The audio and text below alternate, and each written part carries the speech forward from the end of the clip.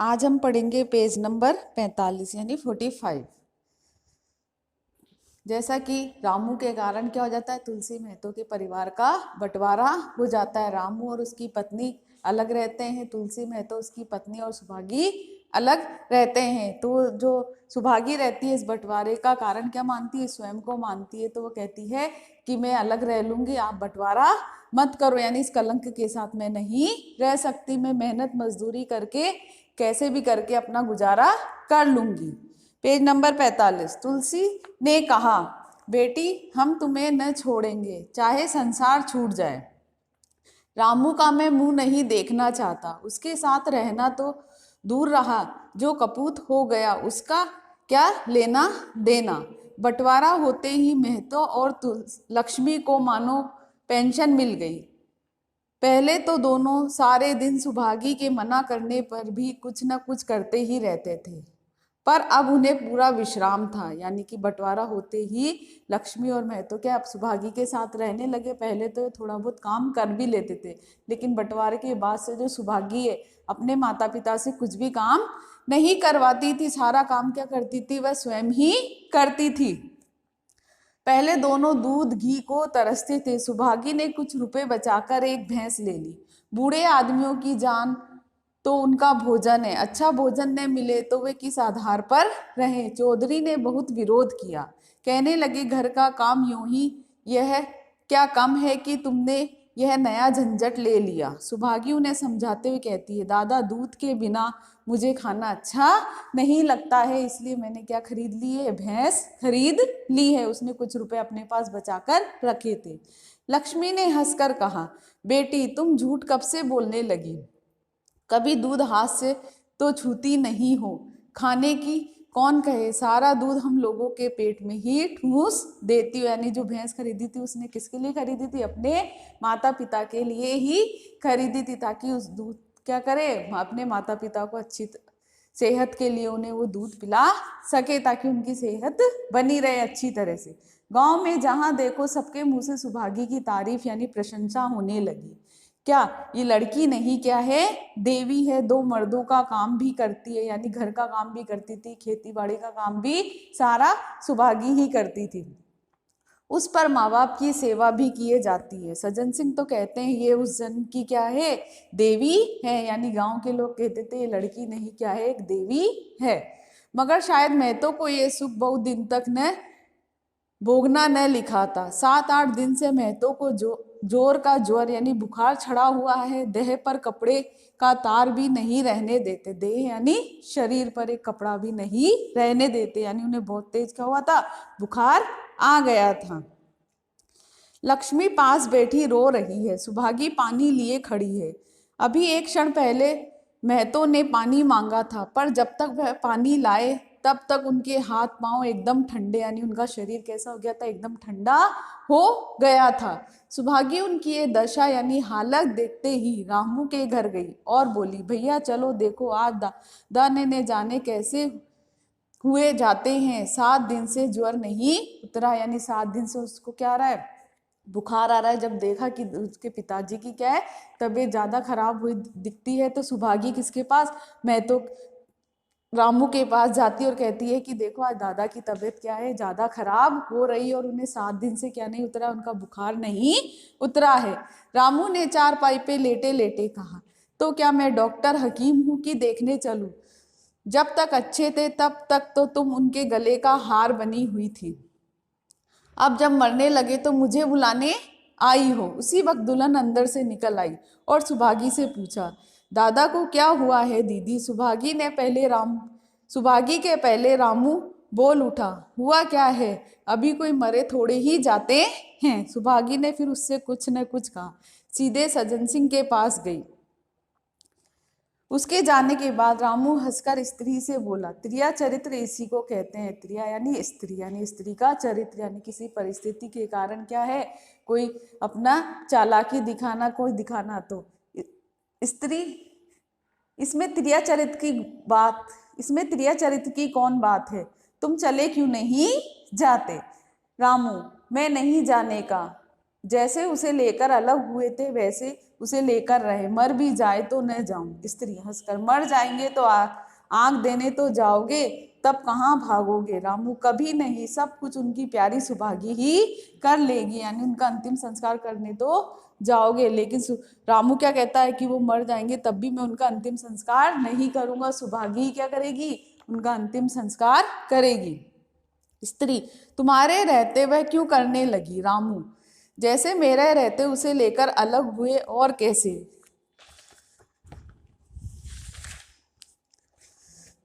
स्त्री, नहीं जी, अच्छी बात नहीं है, चलो देख आए, कुछ भी हो बाप ही तो है, फिर गांव में कौन मुंह दिखाओगे, यानी कि उसकी जो रामू की पत्नी रहती है कि क्या है, तुम्हारे पिता ही तो है, चलो बीमार हो गए उनको देख आते हैं, लेकिन रामू नहीं जाता है, मना ही करता है उसको। रामू, चुप रहो, मुझे उपदेश मत दो, यानी मुझे कुछ समझाओ नहीं। उधर सज्जन सिंह ने जो ही मेहतो की हालत सुनी तुरंत सुभागी के साथ भागे चले आए। यहाँ पहुंचे तो मेहतो की दशा और भी खराब हो चुकी थी, यानी उसकी जो हालत है और भी क्या होती जा रही थी, खराब होती जा रही थी। नाड़ी देखी तो बहुत धीमी थी, नब्ज जो होती है वो देखी तो उन्होंने कह रहे थे कि वो बहुत धीमी चल रही है। समझ गई कि जिंदगी के दिन पूरे हो गए। सेजल नेत्र होकर बोले, सजल नेत्र यानी आंखों से उनके क्या आने लगे, आंसू आने लगे, और वो बोले, महतो भाई कैसी तबीयत है। महतो जैसे नींद से जाग कर बोले, बहुत अच्छी है भैया, अब तो चलने की बेला है, यानी अब तो मेरे जाने का क्या गया है, समय आ गया है। सुभागी के पिता अब तुम ही हो, उसे तुम्हें ही सौंपे जाता हूं, यानी मेरे चले जाने के बाद तुम ही क्या रखना, सुभागी का ध्यान रखना। सज्जन सिंह ने रोते हुए कहा, भैया मैं तो, घबराओ मत, भगवान ने चाहा तो तुम अच्छे हो जाओगे। सुभागी को तो मैंने हमेशा अपनी बेटी समझा है और जब तक जीऊंगा ऐसा ही समझता रहूंगा, तुम निश्चिंत रहो। कुछ और इच्छा हो तो वह भी कह दो, यानी सुभागी को मैं हमेशा अपनी बेटी समझता हूँ और हमेशा उसका साथ दूंगा, इसलिए तुम क्या करो, उसकी चिंता मत करो। यदि तुम्हारे मन में और कोई भी इच्छा है तो वो भी क्या करो, मुझे बताओ। महतो ने विनीत नेत्रों से देखकर कहा, और नहीं कहूंगा भैया, भगवान तुम्हें सदा क्या रखे, सुखी रखे। सजन, रामू को बुलाकर लाता हूँ, उससे जो भूल चूक हुई हो क्षमा कर दो, यानी कि सज्जन सिंह कहते हैं कि मैं रामू को बुलाकर लाता हूँ, उससे जो भी भूल चूक हुई है उसको क्या कर दो, माफ कर दो। मैं तो, नहीं भैया, उस पापी का मुंह मैं नहीं देखना चाहता। इसके बाद गोदान की तैयारी होने लगी, गोदान यानी गाय के दान की। रामू को गांव भर ने समझाया पर वे अंत्येष्टि करने पर राजी नहीं हुआ, अंत्येष्टि यानी अंतिम संस्कार करने को वे तैयार नहीं हुआ। कहा, जिस पिता ने मरते समय मेरा मुंह देखना स्वीकार नहीं किया वह मेरा पिता न मैं उसका पुत्र हूं, इसलिए मैं उनका अंतिम संस्कार क्या है, नहीं करूंगा। लक्ष्मी ने दाह क्रिया की, यानी लक्ष्मी ने ही उनका क्या किया, अंतिम संस्कार किया। थोड़े से दिनों में सुभागी ने न जाने कैसे रुपए जमा कर लिए थे। जब 13वीं का सामान आने लगा तो गांव वालों की आंखें खुल गई। बर्तन, कपड़े, घी, शक्कर सभी सामान जमा हो गए। रामू देख देख जलता था, सुभागी भी उसे जलाने के लिए सबको ये सामान दिखाती थी।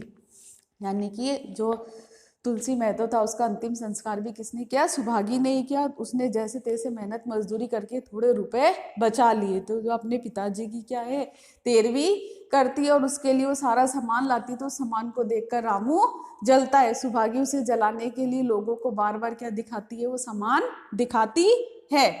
लक्ष्मी ने कहा, बेटी घर देखकर खर्च करो, अब कोई कमाने वाला नहीं है। तो उसकी माँ जो बोलती है कि बेटी ज्यादा खर्चा मत करो, क्योंकि अब घर में कोई भी कमाने वाला नहीं है, इसलिए सोच समझ कर ही क्या करो, खर्चा करो।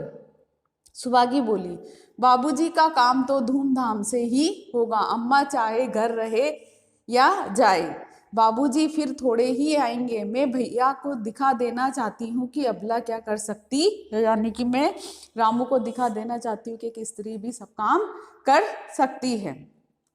वे समझते होंगे कि इन दोनों के किए कुछ न होगा उनका ये घमंड तोड़ दूंगी, यानी रामू का ये घमंड मैं तोड़ दूंगी। लक्ष्मी चुप रही। 13वीं के दिन सारे गांव के लोगों का भोज हुआ, यानी सारे गांव के लोगों को 13वीं के दिन सुभागी ने भोजन कराया। चारों तरफ वाहवाही मच गई, चारों तरफ सुभागी की क्या होने लगी, प्रशंसा या तारीफ होने लगी।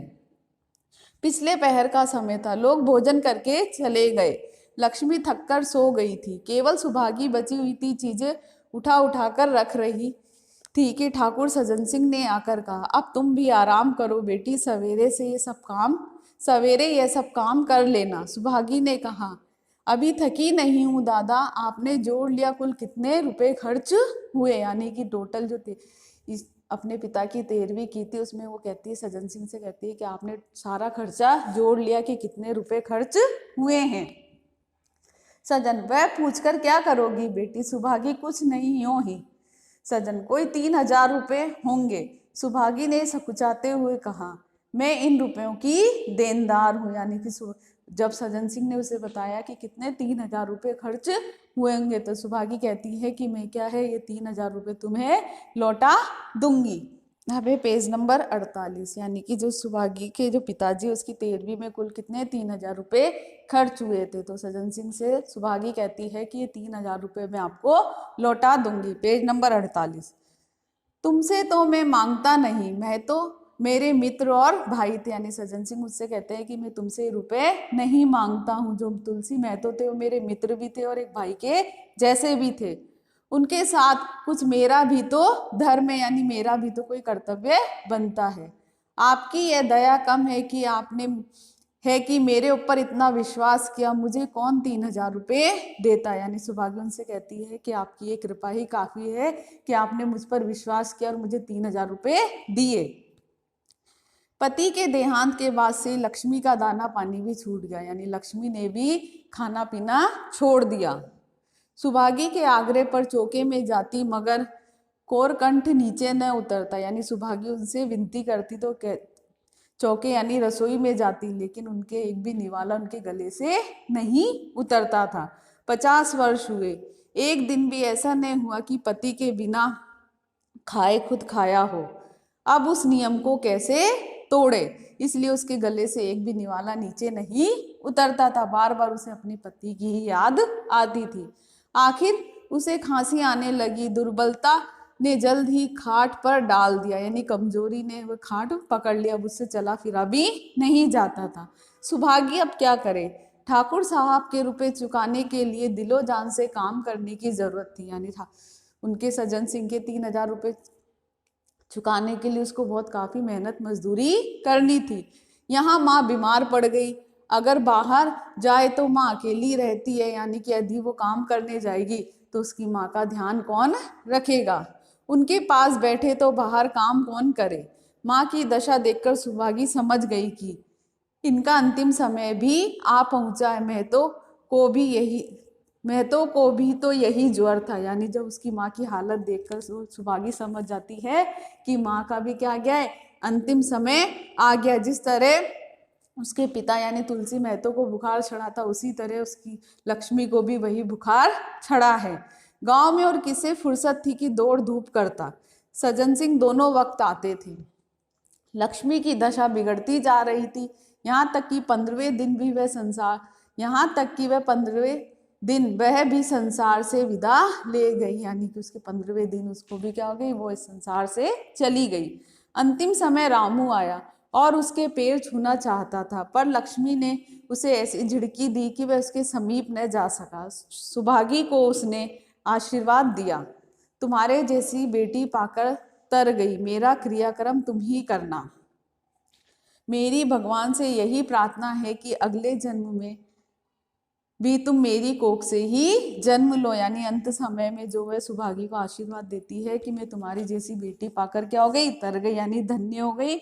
मेरा अंतिम संस्कार यानी क्रियाक्रम भी क्या करना, तुम ही करना, और अगले जन्म में तुम मेरी ही कोख से क्या लेना, जन्म लेना। माता के देहांत के बाद सुभागी के जीवन का एक लक्ष्य रह गया, सज्जन सिंह के रुपए चुकाना। 3000 रुपये पिता के क्रियाकर्म में लगे थे, लगभग 2000 रुपये माता के काम में लगे थे, 5000 रुपये का ऋण था, यानी सुभागी के ऊपर 5,000 रुपए का क्या था, कर्ज था, और उसकी अकेली जान, मगर वह हिम्मत न हारती थी। 3 साल तक सुभागी ने रात को रात, दिन को दिन न समझा। उसकी कार्य शक्ति और हिम्मत देखकर लोग दांतों तले उंगली दबाते, यानी दिन रात वो क्या करती, मेहनत मजदूरी करती। दिन भर खेती बाड़ी का काम करने के बाद वह रात को आटा पीसती। 30वें दिन 300 रुपये लेकर वह सज्जन सिंह के पास पहुंची। इसमें कभी नागा न पड़ता, यानी कि वह कभी भी उसने इसमें नागा नहीं किया। 30वें दिन ले जाकर सज्जन सिंह को 300 रुपये देती थी। अब चारों ओर से उसकी सगाई के पैगाम आने लगे, यानी सुभागी की हिम्मत देखकर और सब देखकर चारों ओर से उसकी क्या आने लगे, रिश्ते आने लगे। सभी उसको अपने घर की बहू बनाना चाहते थे। जिसके घर सुभागी जाएगी उसके भाग्य फिर जाएंगे। सुभागी यही जवाब देती, अभी वह दिन नहीं आया, यानी सभी को वह मना कर देती थी कि अभी मैं शादी करने के लिए, सगाई करने के लिए तैयार नहीं हूं। जिस दिन सुभागी ने आखिरी किस्त चुकाई उस दिन उसकी खुशी का ठिकाना न था। आज तो उसके जीवन का कठोर व्रत पूरा हो गया था, यानी उसके जीवन का कठोर व्रत क्या था, सज्जन सिंह के रुपए चुकाना। और जिस दिन उसने आखिरी किस्त चुकाई तो वह बहुत खुश हुई, यानी प्रसन्न हुई। वह चलने लगी तो सज्जन सिंह ने कहा, बेटी तुमसे मेरी एक प्रार्थना है, कहो तो कहूँ, कहो तो न कहूँ, मगर वचन दोगी कि मानोगी। सुभागी ने कृतज्ञ भाव से देखकर कहा, कृतज्ञ यानी उपकार मानते हुए उनकी ओर देखकर कहा, दादा आपकी बात न मानूंगी तो मैं किसकी बात मानूंगी।